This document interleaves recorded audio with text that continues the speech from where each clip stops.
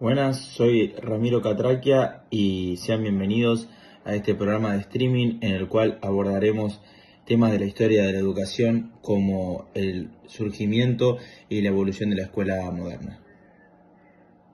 Hola a todos, ¿cómo están? Mi nombre es Franco Aliceda. Hola, mi nombre es Gino Luisón. Buenas noches, mi nombre es Tobias Luisón.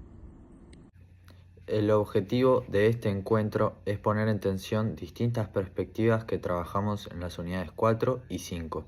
Para esto vamos a ver cómo la escuela puede ser pensada como una institución ambigua que promueve la emancipación, pero también reproduce jerarquías y desigualdades. Para eso abordaremos tres enfoques distintos. El primero, vamos a enfocarnos en una mirada ilustrada que plantea la escuela como un instrumento de libertad y ciudadanía. Luego, una visión crítica sobre el rol del Estado y la Iglesia en la educación como dispositivo de control. Y por último, una perspectiva que enfoca la dimensión disciplinaria de la escuela sobre los cuerpos. Al final vamos a reflexionar juntos sobre estas miradas y los desafíos que plantean. Quisiera comenzar este intercambio con una mirada clásica y optimista de la historia de la educación. La escuela como uno de los grandes legados del proyecto emancipador de la modernidad. Esta perspectiva considera que la escuela moderna fue un dispositivo clave para democratizar el saber y la garantización de los derechos fundamentales como la libertad y la igualdad. Además, esta genealogía emancipadora tiene un punto de partida fundamental en la Reforma Protestante. Figuras como Lutero y Calvino promovieron la lectura directa y personal de la Biblia, sin la mediación del clero. Esta transformación no fue menor. Como explica Alonso, la libre interpretación en los países protestantes mejoró el desarrollo del pensamiento, debilitando el control del clero y dando paso a la secularización del saber. Es decir, al liberar la cultura, se liberaba también el pensamiento. Por ende, se promovía alfabetización como una necesidad espiritual, pero con enormes efectos culturales y sociales. Al mismo tiempo, este proceso encuentra su consolidación en el siglo XVIII con la Ilustración, donde el saber deja de estar anclado a la tradición religiosa o aristocrática y pasa a pensarse como un derecho humano universal. Rousseau, por ejemplo, defiende que la educación debe estar centrada en el niño como sujeto activo, respetando sus tiempos, sus intereses y su libertad interior. Condorcet sostiene que la educación debe ser pública, gratuita y obligatoria como forma de garantizar la participación ciudadana y evitar las desigualdades. Y Pestalozzi, por su parte, propone una pedagogía que combina el amor, la observación y el respeto por los ritmos del alumno, rompiendo con las prácticas autoritarias de enseñanza. En esta tradición, la escuela no es vista como una impresión, como una conquista. La obligatoriedad escolar representa desde este enfoque una ampliación de derechos. Por primera vez en la historia, el acceso al saber no queda restringido a las élites religiosas o económicas, sino que se plantea como un derecho básico para toda la ciudadanía. Según Alonso, el Estado moderno se ve en la necesidad de educar al pueblo para formar ciudadanos libres y responsables. En este sentido, la escuela moderna es pensada como un motor de inclusión, movilidad social y ciudadanía. En definitiva, la escuela moderna surgió para permitir que todos pudieran aprender a leer, escribir, pensar críticamente y participar activamente en la vida pública. En consecuencia, fue una respuesta civilizatoria a siglos de exclusión, ignorancia forzada y control dogmático del saber. Sin esta institución, probablemente no estaríamos acá debatiendo libremente sobre su sentido. Sin embargo, me parece necesario abrir algunas preguntas críticas. ¿Qué saberes se enseñaban en esa escuela inclusiva? ¿Quién definía los contenidos, los métodos, los valores a transmitir? Porque si bien la educación moderna promovió la expansión del conocimiento, también estableció criterios muy específicos sobre que se consideraban válidos y que debía ser excluido. ¿Qué pasaba con los saberes populares orales ancestrales? ¿Y con los culturales que no respondían al ideal blanco, burgués y masculino europeo? Además, es importante recordar que esa misma escuela moderna sirvió para disciplinar y homogeneizar poblaciones diversas bajo una lógica estatal. En otras palabras, se universalizó una forma particular de ser, de pensar y de actuar. ¿No es eso también una forma de dominación simbólica, aunque se presenta como emancipación? Es una crítica completamente válida. La escuela moderna no fue un paraíso de pluralidad, y muchas veces su proyecto civilizatorio invisibilizó otras culturas y subjetividades. Pero no podemos perder de vista que históricamente también significó un quiebre respecto al privilegio exclusivo de las élites. Es decir, aún con sus límites, fue una herramienta concreta para acceder al conocimiento, para abrir posibilidades que antes estaban negadas. También, la educación ilustrada habilitó algo que no se puede negar, la posibilidad de pensar por uno mismo, de cuestionar, de exigir derechos. Y eso sigue siendo un horizonte necesario en nuestras sociedades.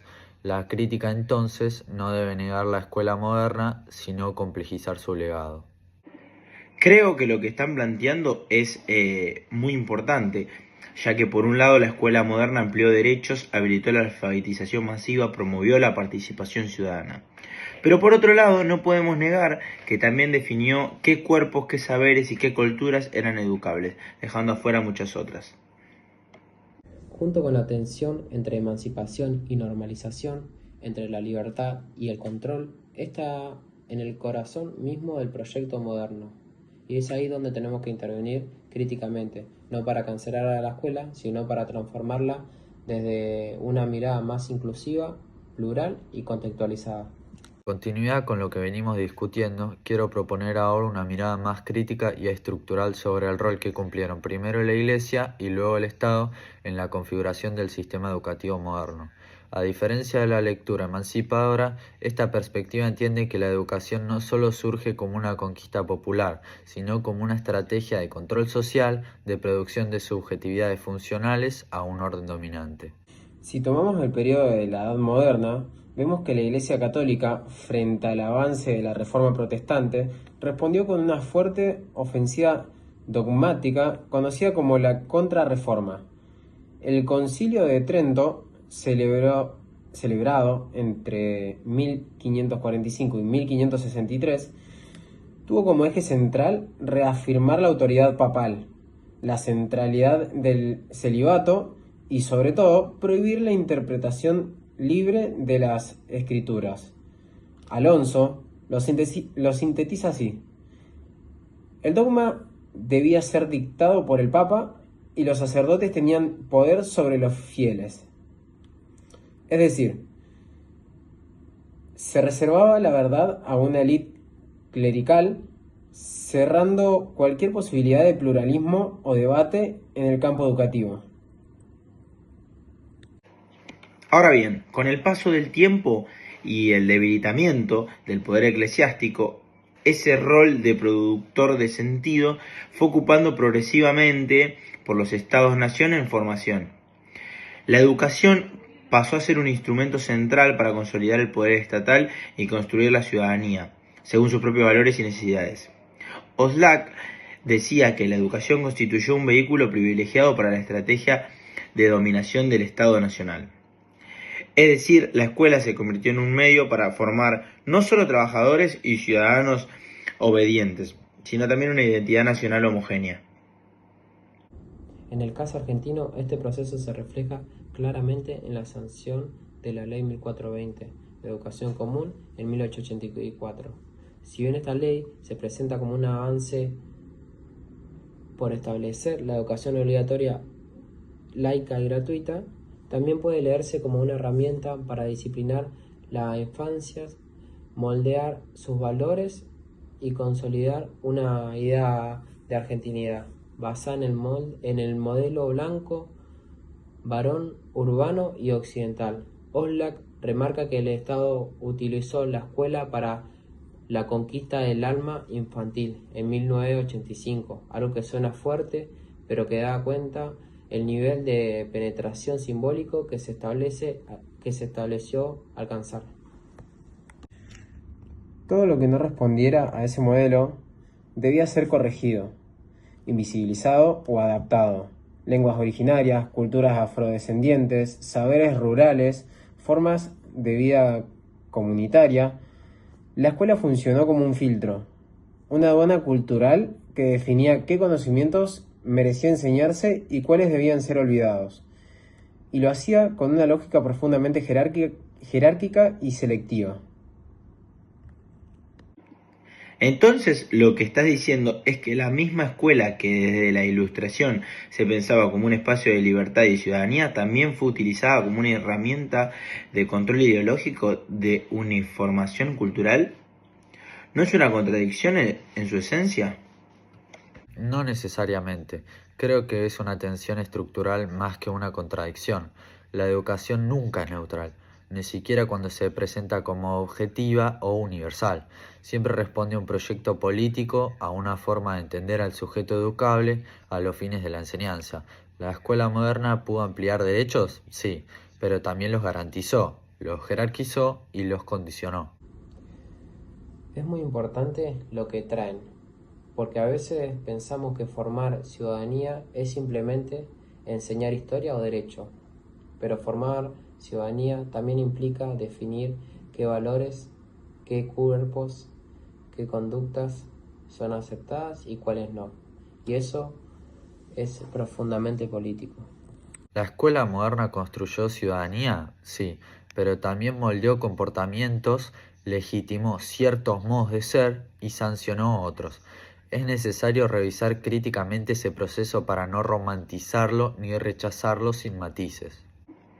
Y esta regulación corporal también reproduce estereotipos de género. En las clases de educación física, por ejemplo, los varones eran entrenados en fuerza, resistencia y liderazgo, mientras que las niñas debían moverse con gracia, suavidad y contención. Así se le asignaban juegos pasivos, tareas cuidadosas. Como señalan los autores, la educación física escolar fue un potente dispositivo de diferenciación y jerarquización corporal entre niños y niñas. En ese sentido, Dussel y Scliar también plantearon que la escuela no solo enseña matemática o lengua, sino que también organiza el espacio, regula los tiempos y jerarquiza las posiciones físicas. Pero quiero centrarme en lo que dice Pinot, quien sintetiza esta idea con una frase muy potente. La escuela triunfó porque supo responder a la definición moderna de educación, es decir, logró formar sujetos adaptados a las exigencias de una sociedad capitalista basada en el trabajo, la producción y el orden. Esta lógica disciplinaria se vuelve visible en práctica concreta, por ejemplo, en la educación física. Einstein y Jaworski muestran cómo a fines del siglo XIX y principios del siglo XX los reglamentos escolares regulaban cada aspecto del cuerpo infantil. El reglamento de Baladía, por ejemplo, indicaba cómo caminar, cómo sentarse, cómo respirar, cómo ubicarse en el aula, las entradas y salidas, los gestos, las posturas, los movimientos y las respiraciones eran objeto de regularización. Eso nos obliga a pensar que la escuela no es solo un espacio de formación intelectual, sino una fábrica de hábitos corporales de normalización. El alumno ideal es el que no interrumpe, no se mueve demasiado, levanta la mano para hablar, se sienta derecho, mira hacia adelante y responde a los tiempos marcados por el docente o el timbre. Esto construye una subjetividad profundamente disciplinada. Una de las preguntas que queremos dejar abierta es ¿cómo podemos construir una escuela que recupere el derecho de la educación pero sin reproducir ninguna exclusión? Me impacta pensar que la escuela también enseña, aunque no lo diga explícitamente, quién debe ser fuerte, quién debe ser frágil, quién puede ocupar el centro, quién puede correrse al borde, quién puede hablar fuerte, quién debe callar. Son enseñanzas que no están escritas en los manuales, pero se transmiten todo el tiempo, desde los gestos más pequeños. Y por eso mismo es clave repensar qué cuerpos son aceptados y cuáles son corregidos, marginados o patologizados dentro del aula, porque hay estudiantes cuyos modos de estar, de moverse, de hablar, son leídos como problemas. Esos cuerpos son más vigilados, más castigados, más medicalizados, Como dice Foucault, el poder moderno actual no no desde la represión, sino desde la normalización, y la escuela ha sido históricamente uno de los escenarios privilegiados para eso. Como vimos, la escuela moderna tiene múltiples dimensiones, puede ser herramientas de libertad para también un aparato de control. Lo importante es no quedarse con una sola mirada. La escuela permitió la alfabetización masiva, pero también impuso una lógica de normalización.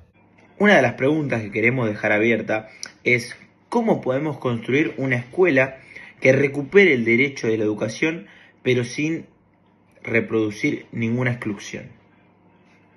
Gracias por acompañarnos en este recorrido. Esperamos que estas ideas inviten a seguir debatiendo en las aulas, en las prácticas docentes y en nuestras propias experiencias. Bueno, espero que hayan disfrutado el stream, que hayan aprendido mucho y bueno, nada, nos vemos en la próxima.